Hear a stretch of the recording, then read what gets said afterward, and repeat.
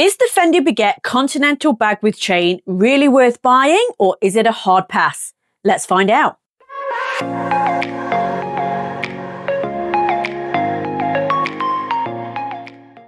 So here is the bag. Let's take it out of the box. And it did come with the box and the dust bag here. I did buy this pre-loved and it is a recent purchase. So if we take it out of the dust bag here, you can see it is in this beautiful lime green colour. How stunning is that colour? When I saw the colour, that's what attracted it to me. Like I say, I did buy it on a pre-loved market, but I think it's absolutely beautiful. So here it is close up here. So as you can see, we do have the classic Fendi logo clasp on the front. And then we have this sort of 3D dimensional F effect on the leather. So the Fendi logo is embossed onto the leather there. So it's absolutely beautiful. The leather is a nappa leather and it's very, very soft touch. So from the side, it is quite compact. And then on the back, there are no external zippers or anything like that. It is just the leather. So if we open it up, it is just a open and close clasp here. And then inside, you do have the wallet setup. So you have like the cards in the back. You have places to put like notes and things like that in there.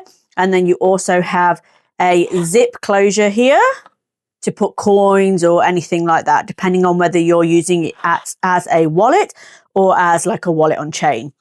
There's also some extra card slots in the front bit here, and then also an extra pocket. So there's an extra pocket in the front, and then there's also an extra pocket at the back there. So it does also still have the Fendi card here, just for its authenticity as well. It is a wallet on chain. So it does have attached already the hooks to attach a chain to, which I think is a really, really nice feature.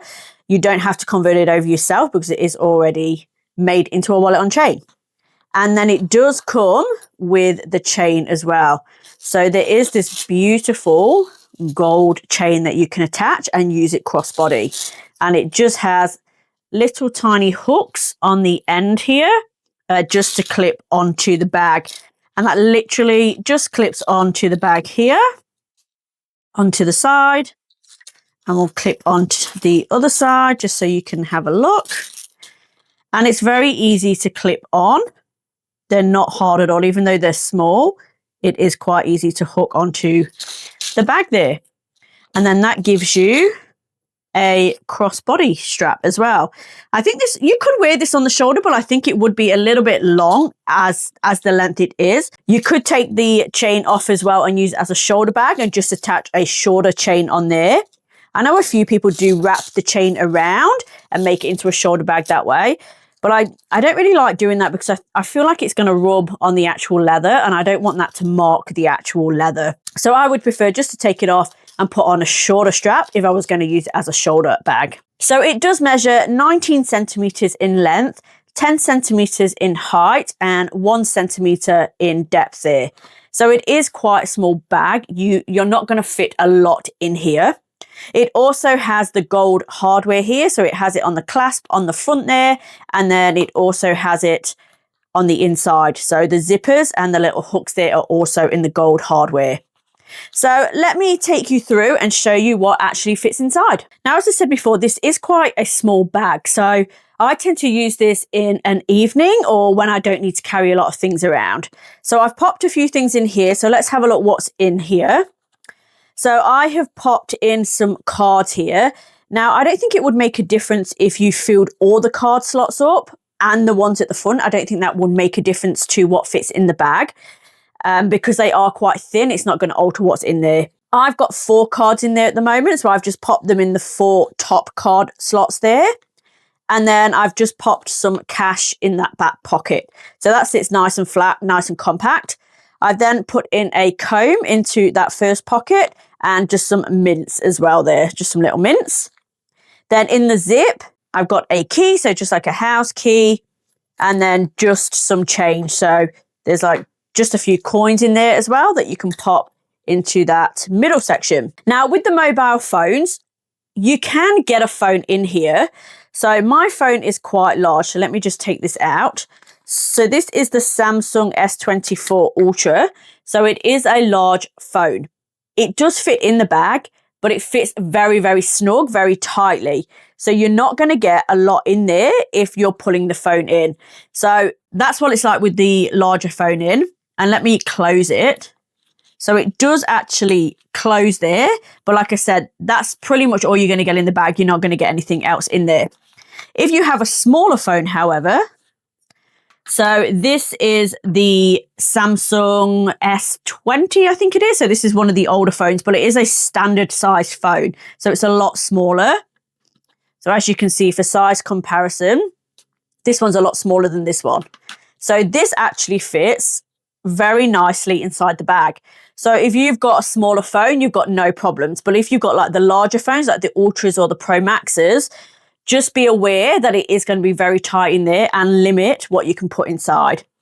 So with that one in, I'll just show you with it fastened. It actually fits really nicely and it's quite easy to close. And on the side, it does bulk the bag out. It will, because you've obviously got items in there, but it still looks very nice. So with the phone in, let me show you with the smaller phone. You can also maybe get a lip gloss in there as well. It is quite hard to fasten the bag, I find, when you're putting something like a lip gloss in. So if I just put that on the top, and I find that you just have to put it on the top, like you can't push it down to the bottom of the bag because it won't close.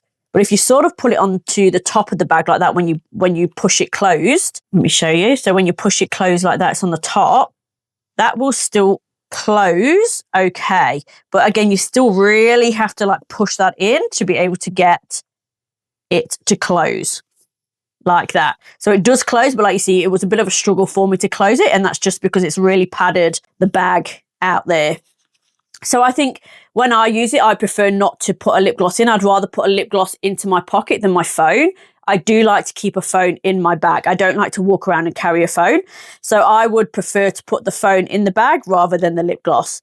Now, if I was to put the larger one back in, that you're really going to struggle to actually get the lip gloss in. So let me show you. Again, you really have to push it. It will fasten, but you have to kind of push it down to the bottom there and then really stretch that out to then be able to close that. So it's not the easiest to get in and out of. So like I said, I would prefer to leave the lip gloss out or put that in my pocket and have my phone in the bag. If you're not bothered about putting your phone in the bag and you want to carry your phone, you will fit a lot more in here. So if we take the actual phones out altogether, with the items I've already put in, it closes extremely easily there. And it's still quite slim and compact. Now, I've also got some Band-Aids in the front. Sorry, I forgot to mention that. So there are some Band-Aids in there. If you've got some slim items, that'll be fine. But the more bulkier items, so even like hand sanitizer, it's going to push the bag out too much to fasten. But let's just try the hand sanitizer in there and see if it will fasten. And then sometimes it's just like moving the items around just so they fit that bit better. So let me just see if this will close with the actual sanitizer inside there. Yes. So it does actually close with the hand sanitizer in, but as you can see, it really bulks that bag out and kind of changes the shape a little bit of it as well. So if you don't mind it being that little bit thicker when you're wearing it, then by all means go for it. But for me, that just kind of looks a little bit too bulky, a little bit too thick. So I don't think I would use it that full. So I think it looks quite nice like that. So you can still see that it's puffed out because it's got items in it, but it still kept its shape. And it is easier to open and close. And that's with the smaller phone in there as well. And then it's got the Band-Aids, it's got the coins, the key, the mints, the comb, the cards, and the cash. So you can still get quite a little bit in there. Again, like I said, I would use it as an evening bag where you want to carry minimal things. I think it would be too small as a day bag just because, again, you can't fit a lot in there. But I do like to reach for this if I'm going out for dinner or just with some girlfriends for some drinks. I think this is a really nice piece. I love the colour. It's a very good statement piece. I really like to wear this with like my magenta blazer and then the lime green bag. It is very much out there, but I really do like it if I want to make that bit of a statement. So you can wear it different ways as well. So you can use it as a clutch bag. So you can remove the chain and just hold it in your hand or under your arm. You can use it as the crossbody, so you can use it with the chain that comes with it, the gold chain, or you can also attach your own chains on there and use it as a crossbody bag. And you can also use it as a shoulder bag. So again, you can attach your own straps on there and use it on the shoulder. And I think this would look really nice with a pair of jeans and a blazer, or you could also dress it up with like a maxi dress or some shorts and a nice top and a blazer, or there's lots of different ways you could wear this bag. So it is quite versatile as well. Is it worth the price? So it does retail for 1,780 Australian dollars, which I think is quite pricey for what you get. I bought this on the pre-loved market, like I said, and I paid about 700 Australian dollars for it. And I was happy to pay that. I do think it is worth that. So if you can find one on the pre-loved market at a good price, I think it's totally worth it. Would I pay the $1,780? No, I wouldn't. I think that is very highly priced for what you're getting. Even though it is a beautiful bag, I do love it. It is versatile and I love the color and the leather and things. I think that is a very high price tag. I guess you're paying for the brand though. You are paying for the Fendi name. I got this in very good condition. So I think it had only been used once or twice. I got it with the box, the dust bag. It still had the authenticity card inside of it. So I got a very good deal. So always look on the pre-loved market websites and you can get some really good deals on there.